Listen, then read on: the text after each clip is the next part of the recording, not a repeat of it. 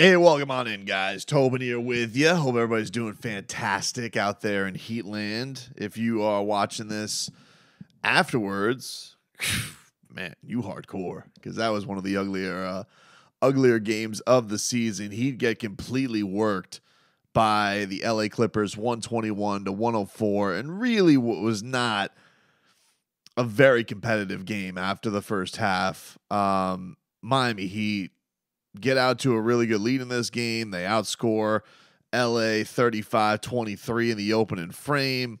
You got a tremendous first quarter from Duncan Robinson. He was getting going. The Heat were sharing the ball well. Tyler Herro got off to a really hot start from three. Kevin Love was getting people involved. So it was the ball. It was crisp, man. It was popping. It was going great.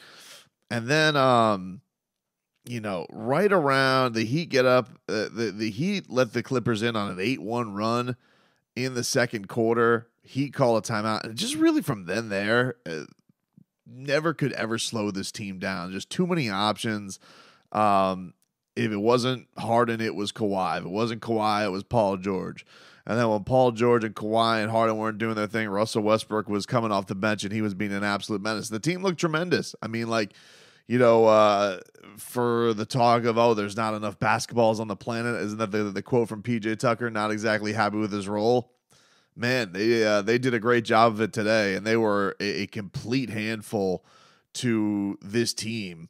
They're long, a lot of size. I mean, all three of those guards, all of them are, huge with big wingspan, even with James Harden, of course, not being the biggest defender in the world. I mean, you're talking about you got two of the best wing defenders on the planet with Kawhi Leonard and Paul George out there. They're a handful, man. I mean, they really are, and it felt that way. This was one of those games, and Eric actually mentioned this after the game or during the fourth quarter. He goes, so many times we say the Heat love to live by the pride of we have enough. And it really just felt like no Jimmy Butler today with this type of matchup, them being at full strength, getting Kawhi back. It really just felt like the Heat were outgunned in this game. They just didn't have enough, especially nobody to really slow down on the other side because it was just basically Bam who is being relied upon. Bam was having a monster rebound game, and he has to get to the free throw line a bunch of times. Did not have a very efficient shooting night to boot with the rest of that. So I just think that there was just not that other guy who could really step up in that second half and say, hey, I'll take you here. I'll go on the run with you. And particularly the guy I look for in that is Tyler. Tyler Herro, really poor game from him today. And it didn't seem like it was heading that way. It was particularly in the second half. It was just a disappearing act from Tyler Herro because first half, you're thinking to yourself, all right, Tyler Herro, what did he have? 12 points in the first half, 5 assists, 4 or 6 from downtown, had his three-point shot working for him. All right, you figure Tyler Herro's got one of those green light shooting nights, and just in the second half, it was not there for him. I don't know what the hell happened. I don't know where the hell he went. Tyler Herro in the second half today, he was 0 of 5 with 5 rebounds, 1 assist, minus 21 in the second half. I think he was a team worst minus 29 today. Overall, like Tyler and Bam played the same amount of minutes. Bam was a minus 12 and Tyler was a minus 29. Just odd. I mean, I don't really know I don't know if that was an equation. There were just times where I saw him out there. He was, calling for the ball. Nobody was giving it to him. Not a lot of, I guess, him getting the ball and bringing it up.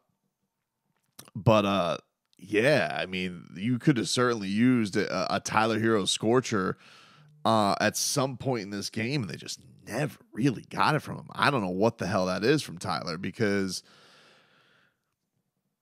you're looking for a performance against a team where you're looking for a bit of a step up from somebody, and, with Tyler, it's not necessarily going to come on the defensive side, and it's not necessarily going to come from a huge rebounding effort, although he's a good rebounder for his size. And it was just kind of just like once after that first half, you're just like stuck in the mud. So that was an odd thing to see. to see Tyler Herro just completely erased from this game in the second half because they needed him, and it was really nowhere to be found. And it wasn't particularly competitive. It basically felt like if it wasn't a Bam free throw, the Heat weren't getting any offense, and you could just feel the Clippers' pressure was getting to Miami a lot. Russell Westbrook was an absolute menace in this game, dude. The energy that he brought. There was at one point he completely outmuscled Kevin Love to get a steal, and ended up with a Kawhi missed three, and he got the putback and put the Clippers up 11. He did it again in the next possession. Ended up getting Paul George free throws. He was just a complete menace. And then there was one where Bam had Westbrook on him, and he like hoisted up a three, and you're like, you got a foot on the guy, Bam. What are we doing here? And he was tenacious, man. I think honestly, like, this is the thing with Russell Westbrook. It's like, man, if Russell Westbrook gives you this off the bench, that's a good ass team, dude. That people are gonna have to deal with. But it was definitely disheartening because it felt very much like they kind of stepped on the Heat's throat.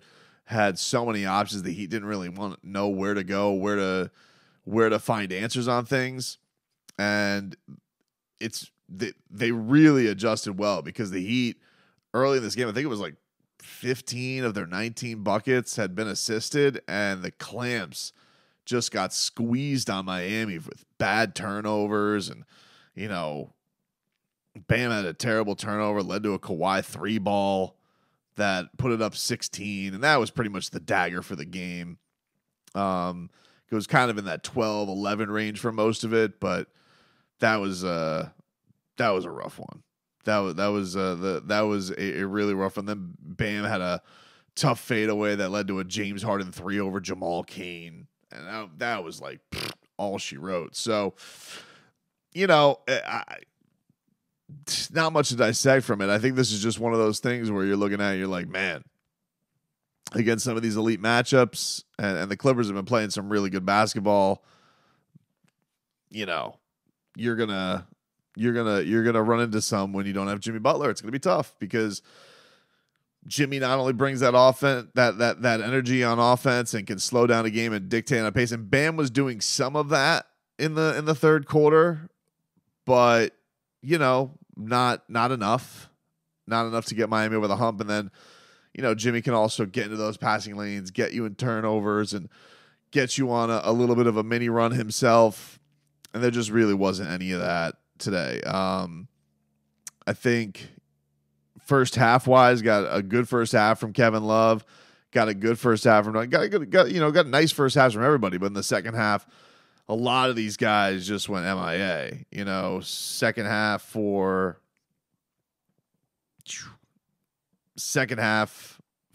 Duncan Robinson, he was 1 of 4. But Tyler's the big one. You're just like, Tyler putting up a goose egg in the second half.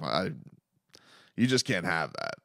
Like he's got all these aspirations of being the star and being the guy and being an all-star. Well, I mean, like, you got to give the team something. And I know that's a really tough matchup in LA with, Paul George and Kawhi Leonard and all the bodies that they can throw at you. But, it's rare to know. Tyler shoots a lot.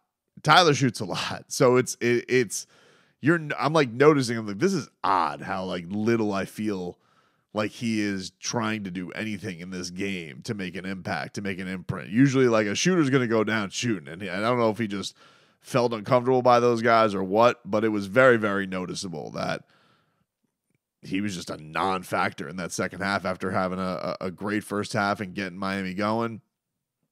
It was not there in the second half for Miami. So ugly all around. Tough night for the Miami Heat.